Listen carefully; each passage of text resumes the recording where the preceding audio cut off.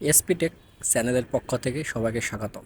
আজকে আমি দেখাবো জ্যাক ব্র্যান্ডের একটি সিঙ্গেল নিডেল মেশিন A5E। এই মেশিনে কিভাবে রিসেট দিতে হয় সেটি আমি আজকে দেখাবো।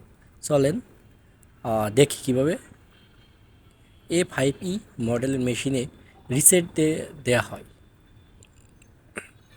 মেশিনের সুইচটি অন করলাম, মেশিনটি আমার ন্যাচারাল পজিশনে আসলো। ব্যাক স্টিচ দেখাচ্ছে, আমি ব্যাক স্টিচটি কেটে দেব যাতে বুঝতে পারেন যে রিসেটটি কমপ্লিট হয়েছে।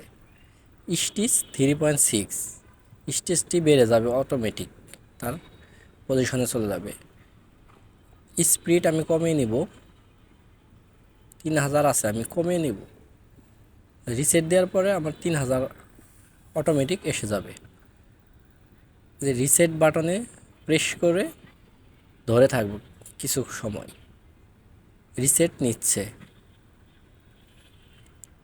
রিসেট কমপ্লিট, দেখেন স্টিচ 5.0 হয়ে গেছে, ব্যাক স্টিচ হয়েছে অটোমেটিক এবং স্পিড 3000 হয়ে গেছে। তার মানে আমার রিসেট কমপ্লিট হয়েছে। বন্ধুরা, এরকম ভিডিও যদি পেতে আমার চ্যানেলটি সাবস্ক্রাইব করবেন এবং বেল বাটনটি বাজিয়ে দেবেন।